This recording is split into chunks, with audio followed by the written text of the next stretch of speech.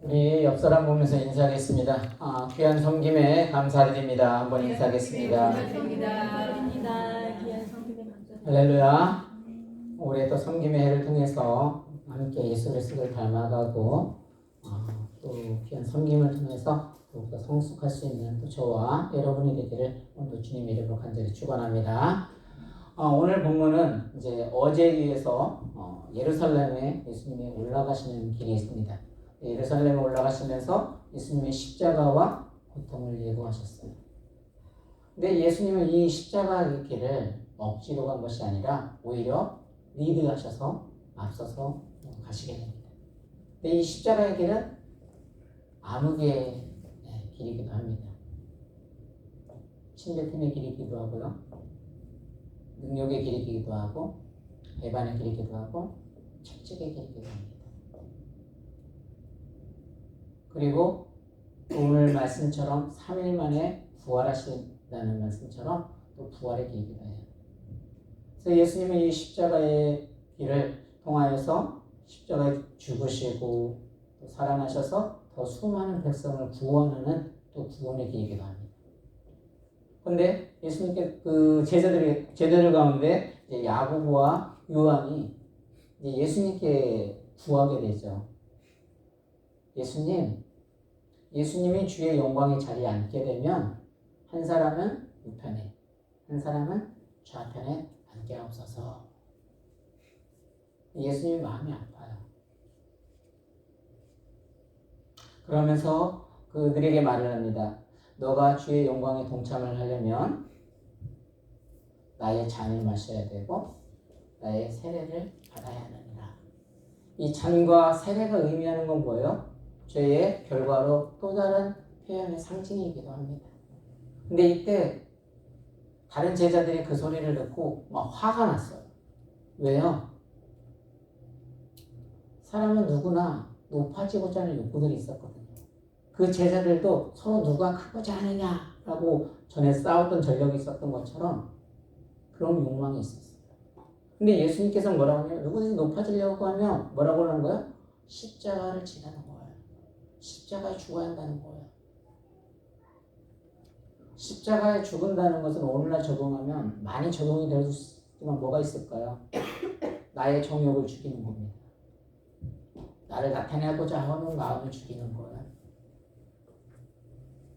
나의 어떤 혈기를 내려놓는 겁니다.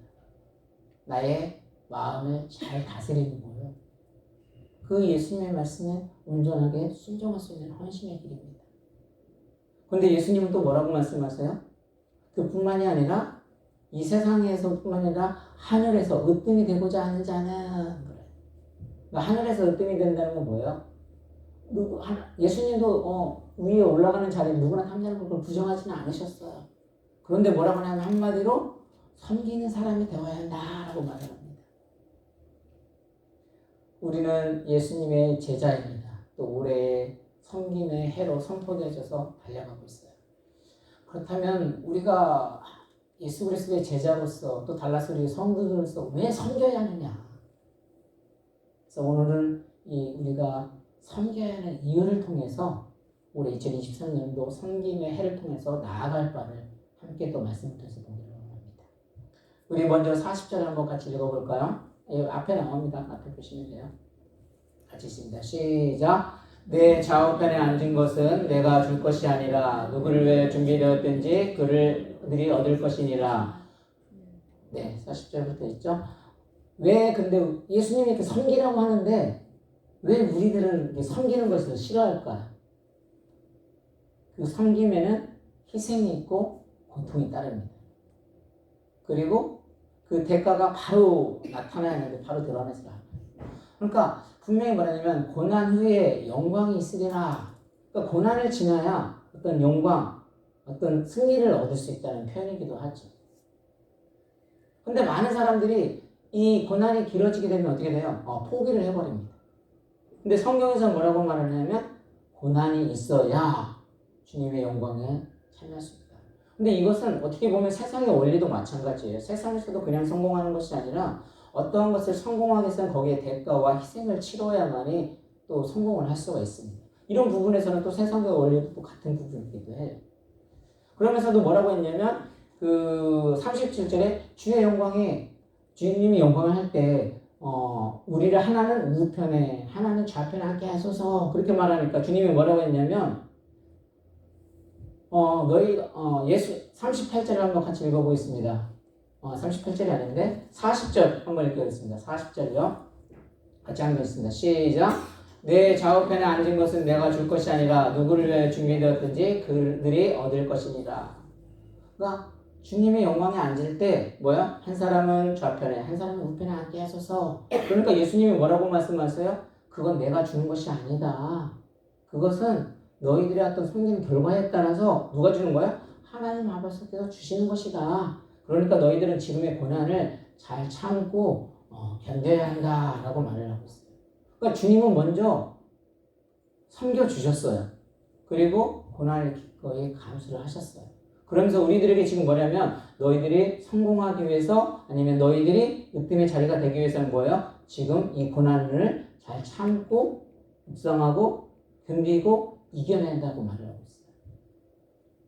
실제로 적용을 해보면 오늘날 목회자의 아들로서 살아가는 게 많이 힘들었던 것 같아요. 그러니까 아버지 왜 나는 맨날 교회에서 다른 친구들 교회도 새벽기도도 오지 않고 그런데 나는 왜 새벽기도 와야 되고 뭐 또 해야 되고 막 이게 불명이 있었던 것 같아요. 그러니까 이 아버지가 그 아들의 말을 잘 계속 듣기만 하는 거예요. 그래서 그 아들에게 해주고 싶은 메시지가 있었던 것 같아요. 그러면서 예를 들어주는데 일렉트로 스토브에 냄비를 3개를 올려놓고 한쪽에는 당근을 집어넣고 또 하나는 달걀을 집어넣고 또 하나는 땅콩이 어떤 커피 향이 나는 그 땅콩을 집어넣었어요. 그러면서 그것을 보여주는데 그 메시지가 뭘까요? 메시지 의미가 뭘까요? 이 물을 끓인다는 것은 삶의 역경을 의미하는 거예요. 고난이 온다는 것을 말하는 거예요. 근데 당근은 어떻게 됐을까요? 물이 끓이면 당근은 어떻게 돼요? 그냥 힘이 없이 슉 무너지는 거예요. 그러니까 우리들이 삶을 살아가다 보면 이 당근처럼 어려움이 있게 되면 그냥 무너지는 사람이 있다는 거예요. 또 계란은 어떻게 됐을까요? 계란 썰어서 푹싹 익어버리면 노른자가 퍽퍽합니다. 사람이 마음이 고난이 오게 되고 역경이 오게 되면 어떻게 돼요? 마음이 퍽퍽해져요. 팍팍해져요. 그런데 반면에 이 땅콩, 커피 향이 나는 그 콩은 어떻게 했을까요? 끓이면 끓일수록 향기가 나는 거예요. 그러니까 고난이 오면 고난이 올수록 뭐예요? 더 성숙해짐을 통해서 정말 그리스도의 향기를 품으라는 아버지 그 메시지가 있는 거예요. 그러니까 우리는 왜 세상처럼 어떤 그걸 누르지 아니하고 왜 이렇게 섬겨야 될까요? 바로 어떤 고난의 자리, 그 자리를 견뎌내야만이 뭐야? 주님의 영광의 자리에 함께 참여할 수 있다는 거예요. 그러니까 주님의 십자가가 있어야 뭐야? 부활의 영광이 올 수 있다는 거예요. 그래서 섬김의 해로 또 이 교회 봉사 생활을 하다 보면 세상과는 분명히 달라요. 때로는 세상에는 어떤 보상의 대가도 빨리빨리 주어지지만 이 섬김의 신앙의 자리는 대가도 바로바로 오지 않아요. 그럼에도 불구하고 이 섬김의 해에 고난이 어렵다고 해서 나중에 장차올 그 영광에 비하면 비교할 바도 안 되는 것처럼 잘 또 인내하시고 참으셔서 정말 올해 함께 또 성장할 수 있는 저와 여러분이 되기를 주님의 이름으로 간절히 축원합니다. 우리 계속해서 봅니다. 우리 42절도 한번 보겠습니다. 같이 읽습니다. 시작. 예수께서 불러다가 이르시되 이방원의 집권자들이 그들을 임의로 주관하고 그 고관들이 그들에게 권세를 부리는 줄을 너희가 알거니와. 그러니까 쉽게 말하면 세상과는요 어떤 삶의 가치관이 완전히 다르기 때문에 그래요. 여기서 뭐라 했냐면 예수께서 불러다가 이르시되 이방원의 집권자들이 그들의 임의를 주관하고 라고 했는데 이 그들이 주관한다는 뜻을 찾아보게 되면 누르다, 압박하다. 또 공동번역 같은 경우도 그들을 어떤 백성들을 누르고 압박하여 권력으로 제압하다. 이런 쪽으로 해석이 되어집니다. 그러니까 이것은 뭐예요? 특히 세상의 원리예요. 그러니까 세상은 어떤 질서 체계에서 낮은 사람에게 힘을 가해버립니다. 권력으로 눌러버려요. 그래서 세상 사람들 아부를 할 수밖에 없어요. 만약에 그게 아부라고 말한다면 아부하지 않으면 세상에는 잘릴 수밖에 없어요. 그게 세상의 가치관이고 그 세상 가운데 그게 그래서 어렵다고 하는 거예요. 세상은 섬김이 그냥 없어요. 왜냐면 그냥 쉽게 일을 하거든요. 꽉꽉 눌러가지고 너 안 해? 탁 쳐버립니다. 그런데 예수님은 그렇게 하시지 않으셨어요. 사실 예수님은 어떤 분이세요? 이 세상의 창조주분이세요. 정말 하늘의 참새 하나도 그 하나님의 허락 없이는 떨어지지 못하는 것이 이 세상이에요. 그런데 우리 하나님께서 이 세상을 어떤 권력으로 힘으로 누렸던 것이 아니었어요. 오히려 자신의 희생의 대성물로 우리를 구원해 주신 분이세요. 여러분이 잘 아는 스데반 집사님, 능력의 집사님이라고 하고 말을 하고 있지만 정말 그들의 복음을 친구한테 받아들이지 않을 때 또 많은 사람 그 돌을 던질 때도 세상의 방법으로 해결하지 않으셨어요. 하나님, 저들이 몰라서 그러니까 저들을 용서해달라고 그러면서 얼굴에 천사의 미소를 띄우면서 그 일들을 해결을 합니다. 다시 말해서 세상의 가치관으로는 교회 생활을 할 수 없습니다. 섬김의 생활을 할 수가 없어요. 왜냐하면 섬김은 뭐예요? 희생과 봉사의 삶이 있어야 또 기쁨으로 해야 감당할 수 있는 건데 세상의 가치관을 가지고 그 일들을 감당하려면 아무리 하나님의 일이라고 해도 뭐예요? 고역이 될 수밖에 없습니다. 힘든 일이 될 수밖에 없어요. 그러니까 여러분 잘 아시는 대로 뉴스에서도 맨날 터지는 사건들이 뭐예요? 그 아파트에 사는 주민들이 때로는 뭐예요? 경비원들 때리는 뉴스들이 많이 나오죠. 사실 경비원들 보시면 대부분 어떤 분들이세요? 연세가 좀 있으신 분들이에요. 그래서 우리의 아버지뻘이나 최소한 삼촌뻘 이상 되시는 분들이에요.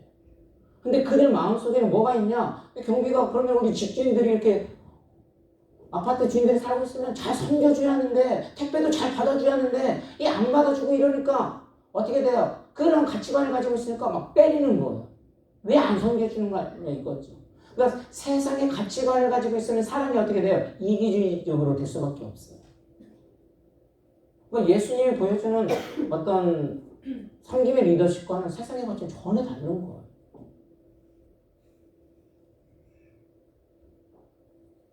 우리 예수님은요, 늘 겸손의 리더십이었어요. 겸손이라는 건 뭐예요? 내가 나타나지 않는 거예요.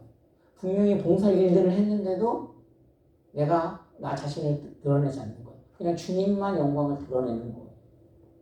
그러니까 교회 일이 내가 봉사를 하고 힘들게 했으면 어떤 내가 나타나고 기쁨이 있어야 하는데 그걸 나타내지 못하고 주님의 영광을 드러내야 하니까 그 다가오는 고난이 너무 길어지다 보니까 받아야 할 영광이 너무 길어지다 보니까 참지 못하고 나아가는 거예요. 그래도 주님이 섬기라고 하는 이유는 뭐라고요? 세상과 가치관이 전혀 다르기 때문이에요. 그래서 저와 여러분들은 하나님이 주신 어떤 사명들을 정말 귀하게 여기셔서 그 일들을 감당하다 보면 때로는 이런 세상의 가치관을 이렇게 들으면 시험이 될 수밖에 없어요. 그러나 주님이 주시는 가치관을 그 일들을 감당할 때 정말 내 마음을 잘 다스릴 수가 있는 것이고 또 그 마음을 다스릴 때 정말 그 말씀에 순종할 수 있는 힘이 생기는 거예요. 그래서 정말 주님이 기뻐하시는 온전한 헌신에 이르기까지 우리는 성장을 할 수 있는 겁니다. 그래서 저와 여러분들은 왜 우리가 섬겨야 하는가? 세상의 가치관과 주님의 가치관은 다르다는 것을 기억하셔서 세상의 가치관으로 신앙생활을 하는 것이 아니라 주님이 주시는 어떤 섬김의 그 가치관을 통하여서 다시 한번 올해 하나의 또 신앙생활에 굉장히 어려움이 있을 수도 있지만 잘 견뎌내셔서 또 승리하는 저와 여러분이 되기를 오늘도 주의 이름으로 간절히 축원합니다. 우리 계속해서 봅니다. 우리 45절입니다. 같이 읽습니다. 시작. 인자가 온 것은 섬김을 받으려 함이 아니라 도리어 섬기려 하고 자기 목숨을 많은 사람의 대속물로 주려 함이니라. 그러니까 섬김의 이유, 다른 이유가 아니라 뭐예요? 우리 주님이 먼저 섬겨주셨어요. 본을 보여주셨기 때문에 그래요. 주님이 뭐라고 했냐면 내가 이곳에 온 건 섬김을 받으려 함이 아니라 뭐예요? 우리가 섬김을 주러 왔다는 거예요. 그러니까 내가 십자가에 죽은 것은 내가 죽기 위해서 이곳에 온 게 아니라는 거죠. 뭐예요? 내가 너에게 보여준 것처럼 너희도 이렇게 하라는 거예요. 그러니까 섬김의 최고의 극치는 뭐냐? 대속물이에요. 대속물은 뭐예요? 죄로 인해서 내가 죽어야 하는데 예수님은 죄가 없으신 분이에요. 그런데도 불구하고 그 예수님의 대속의 죄로 십자가에 돌아가신 거예요. 그래서 목숨을 버리는 더 큰 사랑보다 이보다 더 큰 사랑은 없다고 말하잖아요. 그래서 예수님은 인류에게 주고자 하는 최고의 선물이 뭐냐면 구원의 선물이셨어요. 어쩌면 오늘의 결론일 수도 있고 우리의 섬김의 최종적인 어떤 결말이 될 수도 있는 부분입니다. 근데 정말 가장 중요한 건 뭐냐? 그래서 우리가 섬김에 있어서 어떤 큰 차를 몰고 가느냐가 중요하지 않아요. 그보다 더 중요한 건 뭐예요? 그 사람이 어떠한 인격을 가졌느냐가 더 중요해요. 여러분 잘 아시는 요 아우디 차 광고하는 건 아니에요. 아우디를 차에 세워놨어요. 그런데 콩나물 하는 리어커를 끌고 다니는 할머니가 그 아우디를 긁었어요. 그러니까 많은 사람들이 너무 안타까운 거예요. 그 콩나물 팔아서 그 고급차를 어떻게 감당을 하겠어요. 그런데 그 아우디 차주가 와가지고 어떻게 돼요? 아이고 할머니 죄송합니다.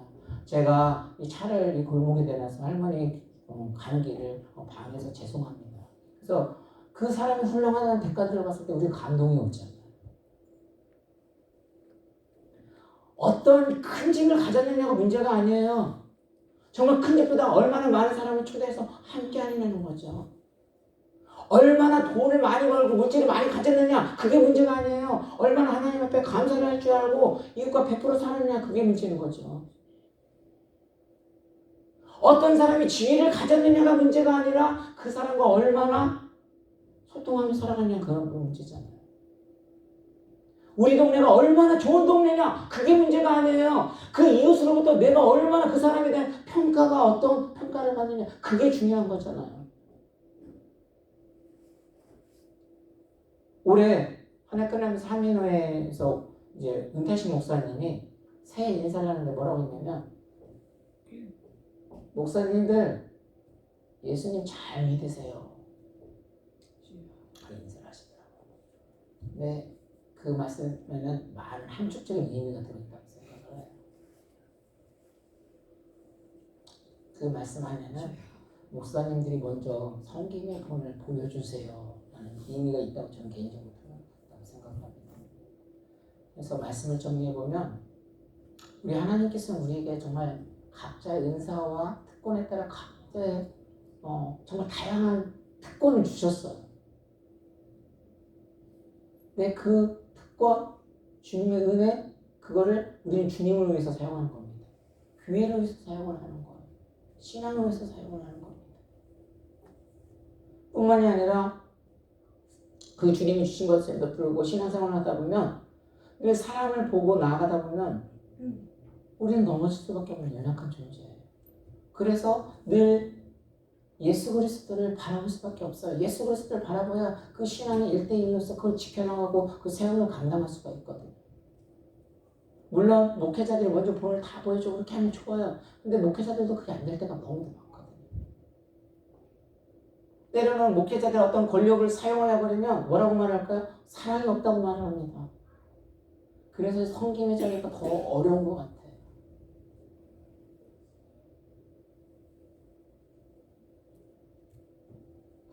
우리는 그래서 어떤 높은 자리에 올라가고자 하는 욕구는 누구나 다 가지고 있어요.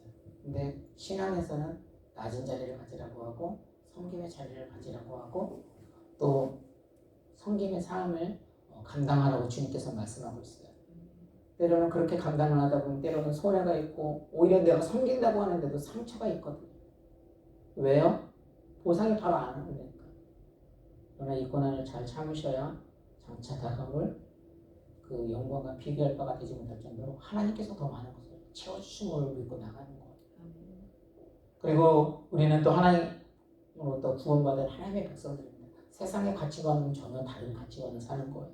그래서 세상과 다른 백성이 우리의 사람들이 우리의 정체성을 깨닫게 될 때 이 일들을 감당하며 나갈 수 있는 겁니다. 그래서 저와 여러분들은 오늘 다시 한번 이 말씀을 붙드셔서 올해 섬김의 해로 정말 무엇을 경청을 해야 되고 어떻게 해야 하인처럼 고분고분한 태도가 되어지는 가운데 정말 주님의 그 욕구, 기쁨을 채워줄 수 있는 온전한 헌신이 되어져서 정말 올해 내가 어떤 변화를 일으키고 또 성숙한 어떤 영적인 리더십을 발휘할 수 있는지 생각하셔서 분명히 섬김에는 어려움이 있을 수도 있지만 잘 참으시고 가치관을 주님의 가치관 바꾸셔서 또 주님이 본을 보이셨던 것처럼 우리도 그런 삶을 통해서 우리의 제자로서 또 닮아갈 수 있는 저와 여러분이 되기를 오늘도 주님의 이름으로 간절히 축원합니다. 우리 이 시간 함께 기도하겠습니다. 기도할 때 하나님, 우리 하나님께서 우리에게 각양의 은혜와 그 은사대로 섬김의 기회와 특권을 주셨습니다. 그 기회의 자리를 통해서 더욱 주님을 섬기고 교회를 섬기고 또 이웃을 섬기는 삶을 살아야 할 것입니다. 그리고 우리에게 맡겨진 직분을 결코 소홀히 하지 않기를 원합니다. 먼저 사람을 보지 않게 하시고 주님을 바라보면서 섬김을 실천할 수 있는 우리가 되기를 원합니다. 섬김을 할 때 고난이 있고 희생이 있게 될 것입니다. 섬김은 대접받는 것이 아니다 보니 이런저런 일로 서름을 경험하게 될지도 모릅니다. 그리고 상처가 있을 수도 있습니다. 우리가 손해가 있고 희생이 있음에도 섬김의 삶을 자처하는 이유는 다름 아닌 주님이 먼저 보여주셨기 때문에 그렇습니다. 주님은 자신의 목숨을 주시까지 섬김을 실천하셨습니다. 주님, 우리가 이 주님의 모습을 더욱더 닮아가게 하시고 세상과 다른 가치관 속에서 나의 정체성을 깨닫고 끝까지 섬기는 삶을 살 수 있도록 늘 힘을 허락하여 주시옵소서. 주여 한번 외치고 동성으로 기도합니다. 주여! 하나님 아버지, 늘 감사와 찬양을 드립니다. 우리 하나님께서 나 한 사람 한 사람을 사랑하여 주셔서 내가 죽어야 그 십자가에 우리 주님께서 내 선물로 돌아가시고 또 주님의 영광의 그 자리에 함께 또 나아가고자 하는 마음으로 또 정말 주님의 맡겨주신 그 주님의 가치관으로 또 이 세상에서 또 승리하며 나아가기를 원합니다. 그러나 우리가 그 섬김의 자리라는 자체가 때로는 손해가 있고 희생이